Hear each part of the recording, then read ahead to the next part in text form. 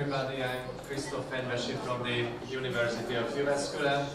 It's a great honor for me to talk here in Belgrade, and I know that many of you take many efforts to get here every day, 1.5 hours from Novi Sad and 1.5 hours back to your town. So I really appreciate that you taking this lot of efforts to improve your methodological and also your instrumental knowledge about how to teach mathematics on a more enjoyable and on a more adventurous and a more attractive way to the youth. And I know also that not only teachers here, but students of other disciplines like design, applied arts, and so on. And it's also a great opportunity to start these kind of interdisciplinary and transdisciplinary collaborations already in the phase of your MA studies and also, of course, your PhD studies. Yesterday I visited the Tesla Museum. It was a great opportunity for me as well to be in Belgrade and see this beautiful exhibition. I was very happy to survive all the magnetic fields and all the thunders which were produced there, these electronic devices which Tesla discovered, and somehow he created this new electric world where this digital reality as well. Of course, he wasn't work in digital yet, but he already had the idea of wireless, how to transmit light on a wireless way. And I was also learning about that to research on Tesla's heritage, to rediscover what all he had thought and what he all created is very hard, because he was not too much keen on textual documentation of his thoughts, but more liked to visualize his ideas. He had many of his patents only in his head, in imaginative form and in images, and it was also very surprising, a kind of a new way of design what he invented in the turn of the 20th century, or before, 20 years before, in the 1880s. That a design on a visual way, on an imaginative way, and in images, thinking in images, which is a very modern idea, and maybe this was also a kind of a key for being so quick with all his inventions and being so surprising and also impressive and making a kind of a strong image on himself. He was also truly an icon of science as well, just like Albert Einstein, who had also mentioned that he had some connections to Serbia as well through his wife. So today I would like to introduce you the TEMPUS attitude research which we conducted here in Serbia among Serbian teachers and Serbian students, and I guess many of you also took part in the research, at least the teachers may have had. And the title of the talk is Turning Disadvantages to Advantages, Grasp the Great Opportunity. So this is so much like which you can read in books like How to Get Rich in 5 Minutes. You know, this kind of strong, optimistic, commonplaces. And well, yes, I will talk about things which certainly all of you know very well and all of you believe in, but I try to structure it on that way that it maybe comes in a more accessible way, on a more present in your everyday work and in everyday research. And this all what I will say today, it's also proved by this TEMPUS attitude research which we conducted in Serbia. So before I would talk about the TEMPUS attitude research, I had to mention the PISA test, the Program for International Student Assessment, which is the largest international student assessment program. In 2012, they tested about 510,000 students in 65 countries, and I'm sure that you read a lot about PISA research, also in connection in Serbia and also in connection with the other countries. It produced a lot of surprises, both positive and both negative, and also many debates that how this kind of comparison is possible between this very distinct and very distant and very different education cultures. But anyway, we can dispute it, and we can think about the relevance of this data. But this served as a wake-up call in many countries. So, as you know, that Shanghai, China was finished on the first place with a very high score, but it was a negative surprise, for example, in Finland, which was fallen back on the list, and it's really started some national actions, and Finland is now started to focus on developing exactly with those methods and those approaches which we are trying to collect here. So this making science and mathematics more visual, more hands-on, more appealing for the students. And I just put here the result of USA and also Hungary and Serbia, which improved during the recent years in the PISA results.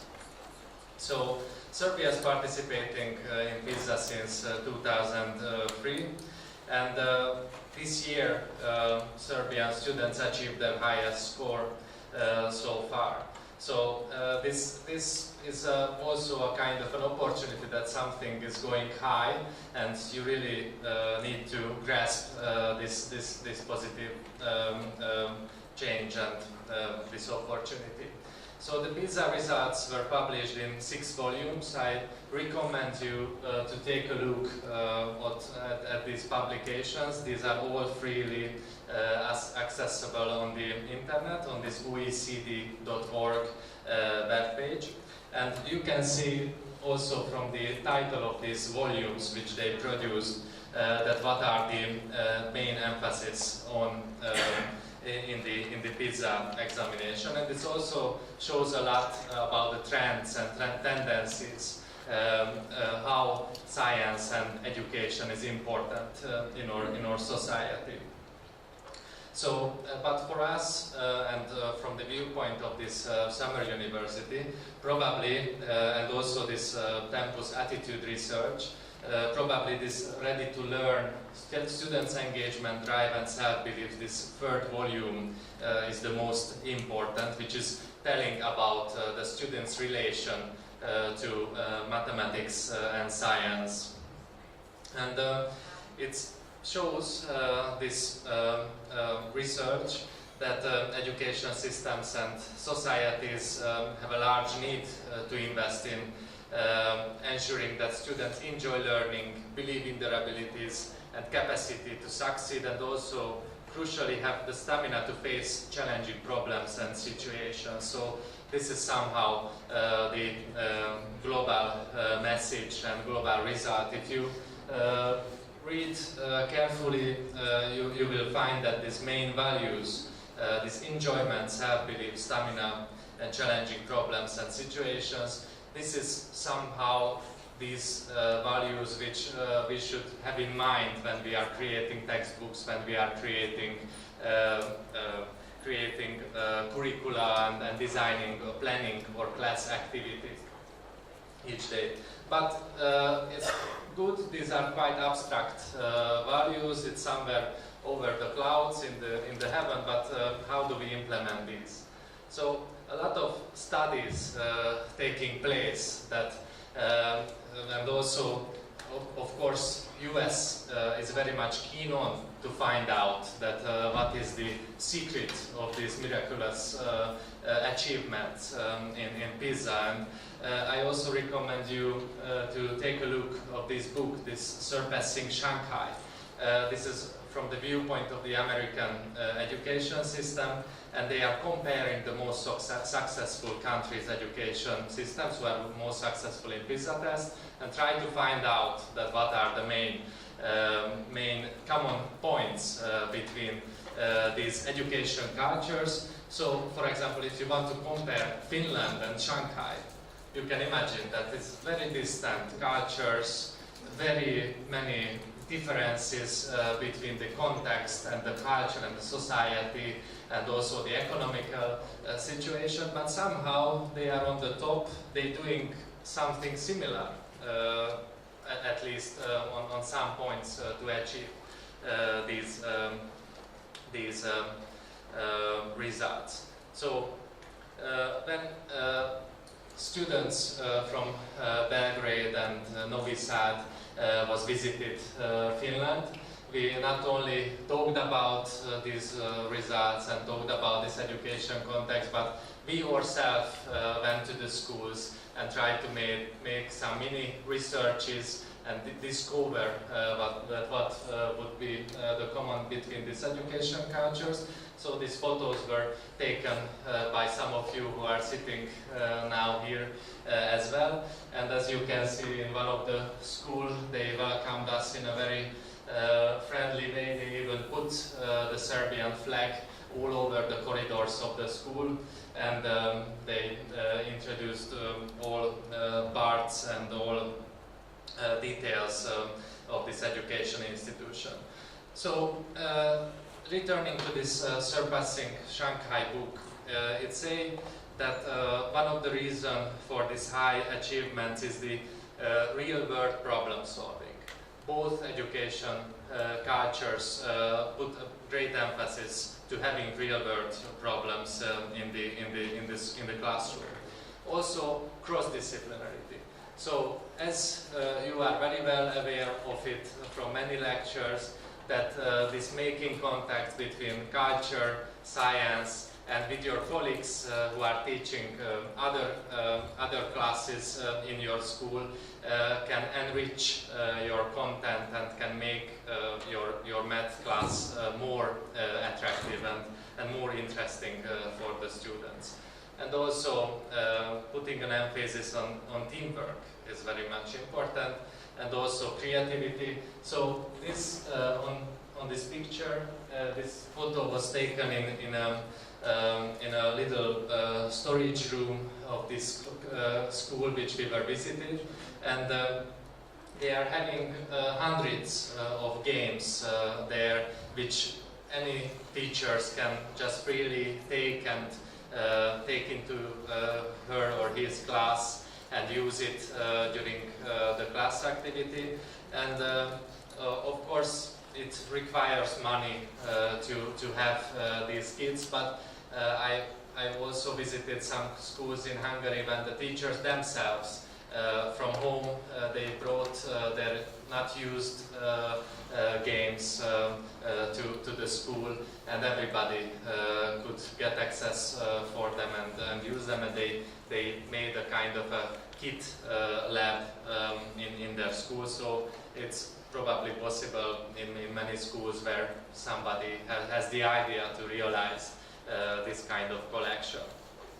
And also what is in common between Shanghai and Finland, for example, is the high perception and social respect of education, and also parental engagement. They put a big effort on to involve the parents into the education process, into the school life, to invite the parents to the schools, and having a close contact, a close relationship between the teacher and the parents, because education is not a closed system, it's an open system which has many relations to the society, and educating the children is possible only together with the parents in a collaborative way. So if we put together these PISA requirements and also what this Surpassing Shanghai book provide us, you can see this kind of values which we can try to emphasize in our daily work somehow. So, but of course, these are the ideas, but there is the reality, and you can have the impression and the experience that many students, parents, and even teachers are scared of maths and even technology. So one question to consider, again, another question, that how do we take the fear out? How you can be that successful that somehow give a relief and resolve these math anxiety problems, and how you can create a classroom where your students don't have panic, don't have fears, but more active and creative participants of your classes. So there's another table from the PISA research which shows the list and the ranking of performance in problem solving.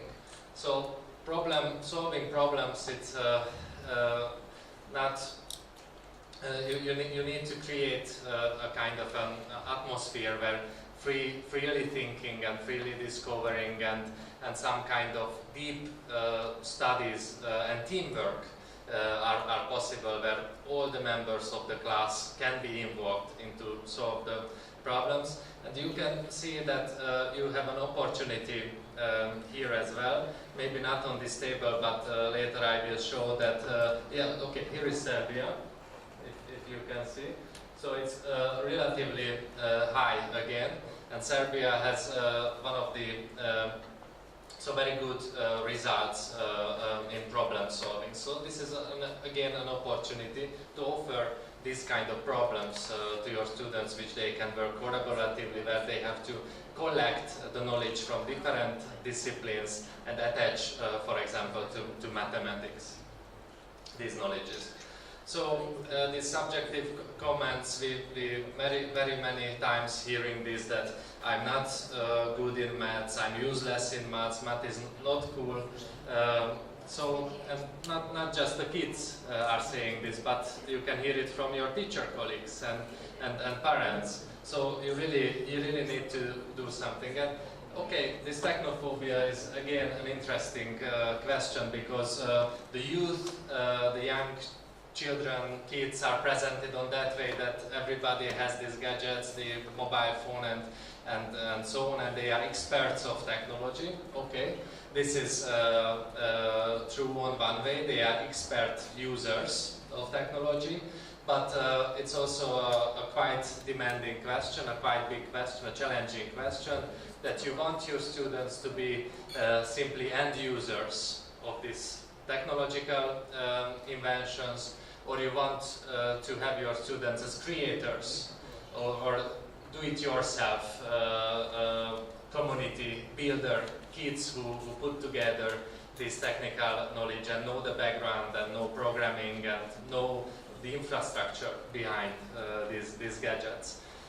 I guess to have a better future is more better to take a step towards to be creative discoverers and inventors of new technologies, and not only users. And this side, this phase, producing a lot of fear that is too difficult and so on. So you also have to think that how to change it.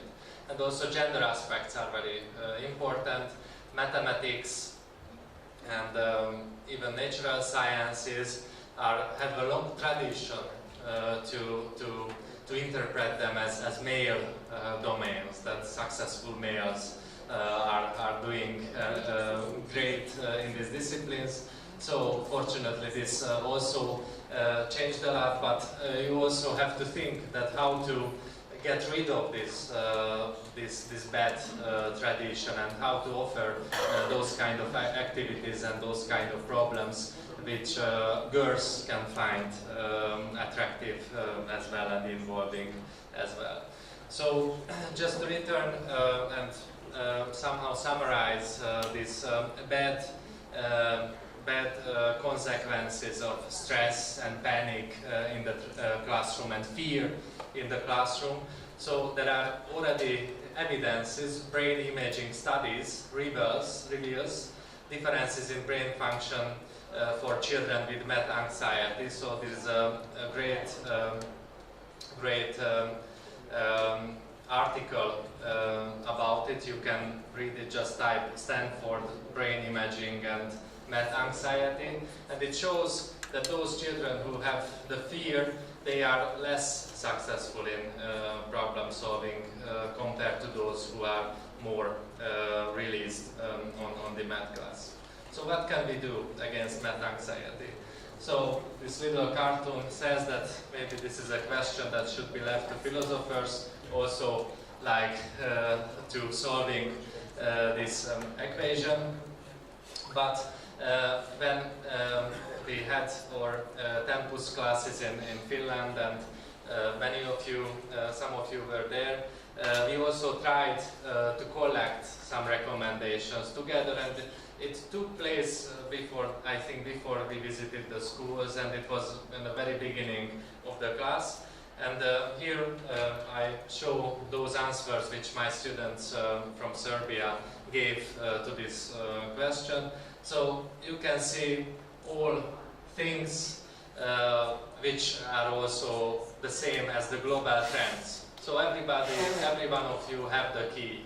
You just need to put in the lock and turn the key to open this door which somehow separates mathematics from the society. So you know the answers, just need these kind of events to think about together. What can you do? So, but to have some recommendations also here. So first of all, don't transmit your phobias. So on the cartoon it says that, oh dear, another tragic case of math anxiety. And find good reasons to study maths. And these will individually different reasons. You can't find a general reason, but you have to know your students that for these students mathematics will be important because of this, and that because of that.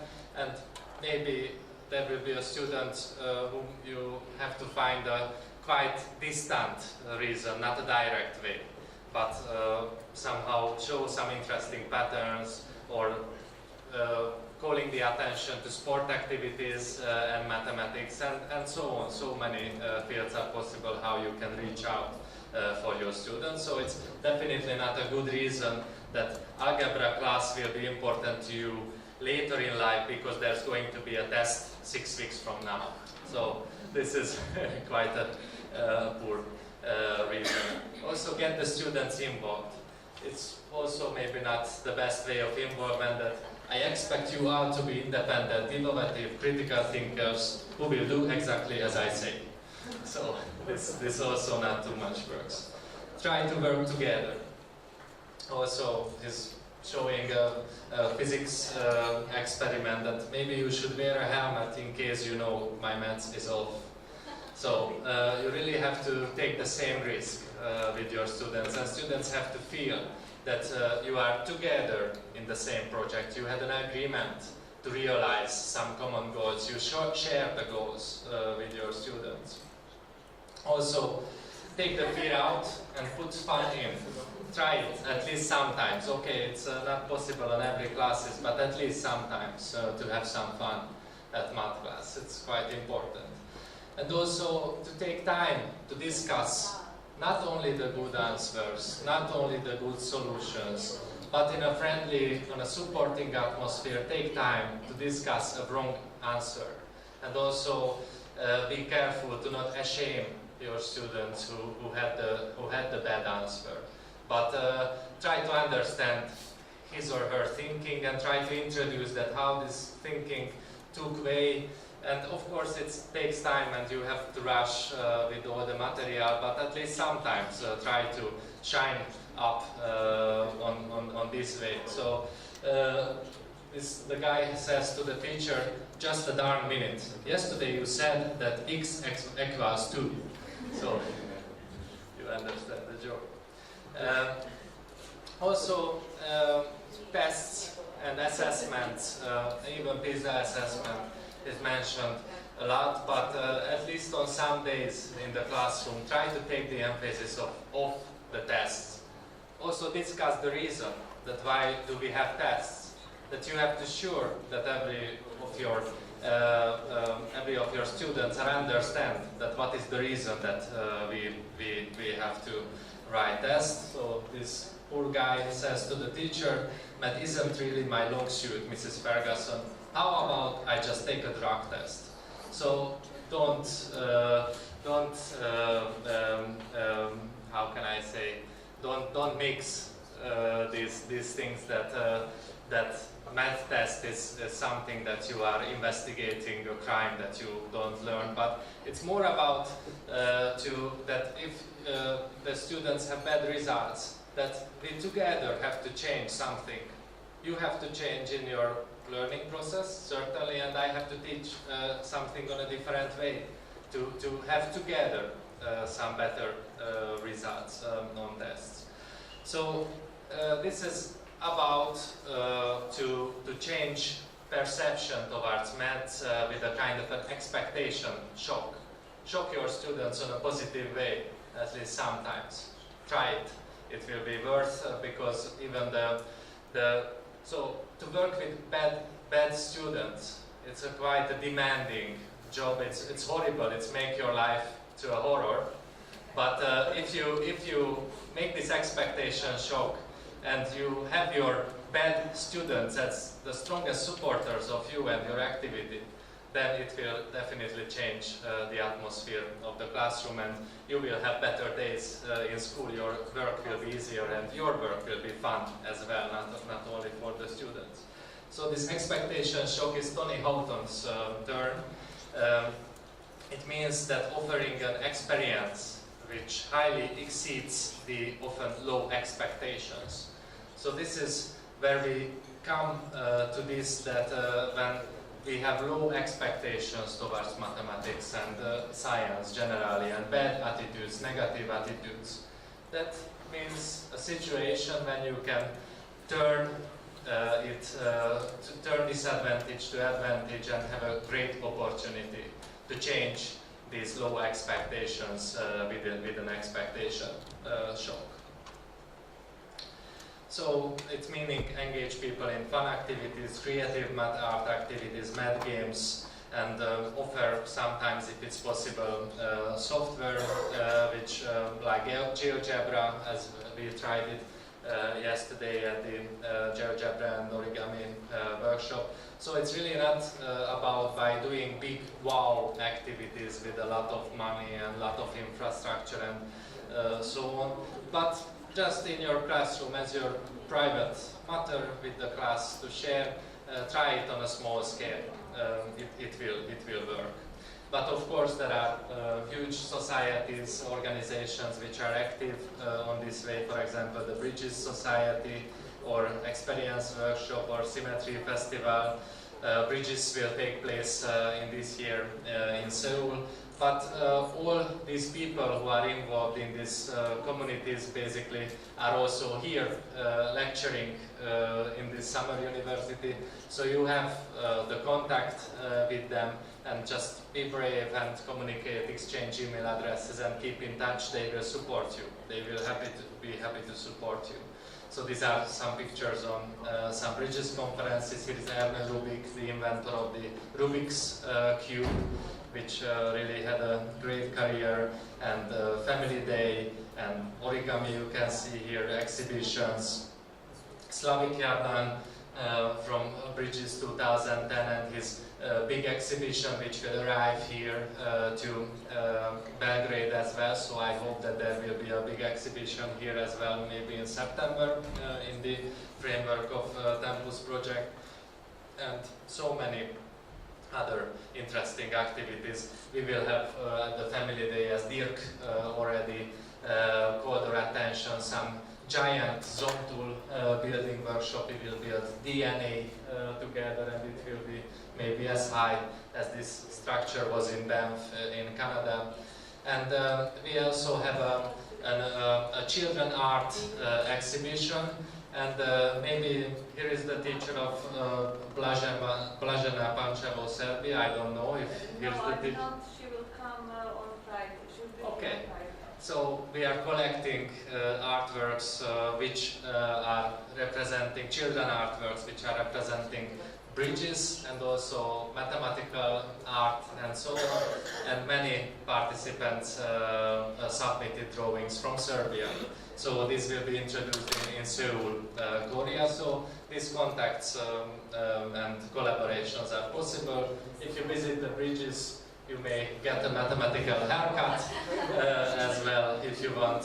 We will tessellate your head, change your mindset with some tessellations, and some new goals to connect hands-on activities with digital experiences. This was about this project connecting GeoGebra and origami, and also digital modeling of real-world processes. So if you use GeoGebra combined with the tracking software, you can have a lot to investigate about sports like basketball, or I could say football as well, to check the trajectories and making calculations about it, and connecting formal and applied mathematics, and so on. So many possibilities which you can explore also the summer school here.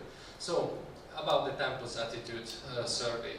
So we have been very lucky that PISA 2012 and the Tempus attitude survey took place in the same time, because now we can complement each of the data and also check back our results with the Tempus results and make comparisons between them. So as I told that Serbia is steadily improving in mathematics education, and this is the PISA framework of problem solving and on PISA test problems. You can see that there is again a big emphasis to have problems in real world contexts. And about the PISA results in Serbia, these are the main fields of the mathematical literacy as PISA defined it. And it was also revealed that from the topic of quantity, Serbian students score higher than their overall mathematics proficiency scale. So they are very good in problems connected to quantity, and also, but in the same case, that the students' exposure to word problems and applied mathematics is under OECD average. So this is one thing to think about, that maybe a bit more applied mathematics is needed in the classroom, and also real-world problems. And because this will be supported, that because of that they are very much open to learn formal mathematics, and also they have a high openness for problem solving. So, but it was obvious that the educational system is not yet taking a full advantage of students' openness of problem solving and the enjoyment is also quite on a low rate. It's less than 30% at most of students from Serbia enjoy mathematics classes. So the Tempus Attitude Survey had the target group between 11 and 18 years old Serbian students, so it contained the 15-year-old age group, which were the major participants or the participants of the PISA results. And we managed to reach 2,600 participants in the survey. So the main results that students do not feel personally addressed by the content of their math classes. Most of them feel math classes are boring and think that the content could be taught in a much more engaging way. So this is not only true for Serbia, of course. This is true in the most of the classrooms all over the world. But anyhow it is, we have to take a special attention to it. Here you can see a table which shows that these students told that mathematics is difficult and hard, so the 5 is the higher value for this, and only a very low number of students disagreed with this fact. So here you can find who agreed, and here you can find who disagreed. And also, a large majority of the students thought that math classes are boring, so they are not touched by the math contents. And majority of students agreed that they would learn more mathematics if the content of the classes would be more interesting for them. So this is the graph which shows that there is a majority of the students who would think that they would learn more if it would be presented on a more engaging way. And it was also obvious from the research that the classroom activities and the contents in the school does not provide an account of the cultural embeddedness of mathematical knowledge. So this cross-disciplinarity is not employed too much at math classes. So you can see on these graphs, this shows the use of computers in connection with mathematics learning. So this largest column shows those students answer who never used computers in connection with their mathematics learning. And you can see on this small column those students who used. And in between there are that sometimes we used and so on. And also, which is this shows the computer-aided presentations, that how many times the teacher took some presentations by computer. And this was quite surprising for me. This is the use of real physical objects or models of visualization in math classes. This high majority of students thought that they never took in hand any kind of physical objects during learning geometry. This shows it was not too much surprising, but artworks and paintings, sculptures, references to artworks in math classes. So a huge majority of the students never met the mentioning of any artworks in math classes. And this is also that how this local context, how the local environment of your school, for example, if there is a neighborhood of your school, there is a museum and so on, how much you think about that you take your students to visit the museum and try to see the objects there from a mathematical viewpoint, from a mathematical perspective. This also shows that a very little number of teachers thought on this too, that they can use museum visits also to teach math classes.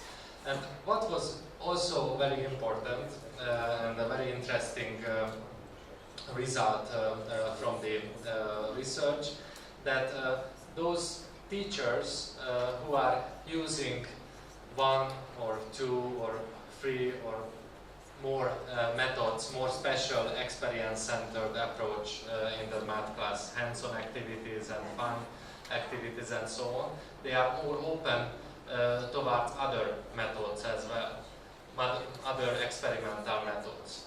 So it means that if you start to engage with origami, you will probably end up to start to engage with other kind of fun activities in your classroom. So it works really as a magnet, and you really need to infect it only once, and you will start to build up. So this is very good. And if you can also communicate to your colleagues these methods, what you collected here, that most probably will influence them, and they will make more own research and find other methods as well. So something will really start in your school. This is shown by the research. And why is it important that students whose teachers advocating more methodological and instrumental diversity, more number of experimental approaches, those students of those teachers are really having more positive claims and more positive attitudes towards mathematics, and they are not that much bored during the math classes. And compared to those students who have less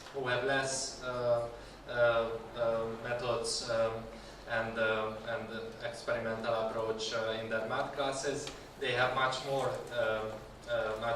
negative attitudes towards mathematics in general. So, and one very interesting and on a way surprising result, which is not surprising from your rational thinking, but it's great that we have now an evidence for that children who think mathematics classes are boring, who are bored at class, they need more help in learning. So it means that they are not bored because they understand everything, but they are more bored because they have no relation, no connection that what's going on at the math class. We also found important things in connection with the gender differences, that girls are more likely to open to mathematics, could be taught on a more entertaining way. They are not less addressed, they feel less addressed during math classes, and they also say that they would learn more mathematics if math class would be more interesting. And more girls are bored during the math classes. So you can see that to return to the PISA test and also this comparison between Shanghai and Finland, that there are a lot of fields still to develop and to turn these disadvantages to advantages, to grasp this opportunity of the situation also in the Serbian education. And to conclude that we need more research on new methods, and new research results appear in teachers training. So already from teachers training, these new methods should be presented in the curriculums, and more communication between the academic world, between the researchers and the school world, and also practicing teachers, students, parents need to be involved into this communication. This going to happen also in the family day here at the summer school, and also this summer school is a great opportunity. And to make this science, technology, engineering, arts and mathematics careers more attractive to the students. So for this we need open-minded teachers who are always ready to research, share and to play, and I see you as you are among those. So thank you for listening me, and I wish you a pleasant program for all the days of the summer school. Thank you very much.